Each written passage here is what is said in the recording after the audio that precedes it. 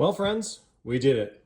We have one axle stud removed. Now let's talk about this wax trick. If you remember from the previous video, I had an axle adjuster stud that was broken off in the axle plate here. Unfortunately, the threads on the one end had already been chewed up, and as you can see, this thing is bent.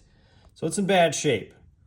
I did buy a very cheap candle from Walmart, and that's what I used for wax. Now, how this worked.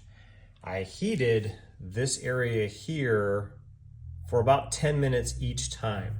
And what I would do after I heated it and pulled the heat away, I would place the candle onto the stud itself and let the wax work its way down the threads. Now this let me turn this thing out about 1/8 of an inch, maybe almost 1/4 of an inch each time until I had to repeat the process, heating the same spot again, reapplying the wax, and then turning it another 1/4 turn at most. Yes, it took about 30 minutes to do the whole project, but it did work. Now I know the jury's out on this whole wax trick, and a lot of people are really complaining about it doesn't work well.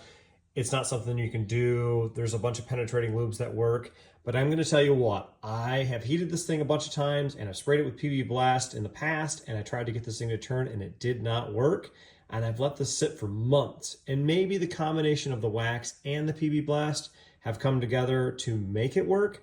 But today I had the most headway and actually got this stud to turn, and obviously, as you can see, it has been removed. So if you haven't tried it, maybe you buy a candle and give it a shot. If you have tried it and you've had great success, let me know about it. Anyway, I hope you all are having a great day.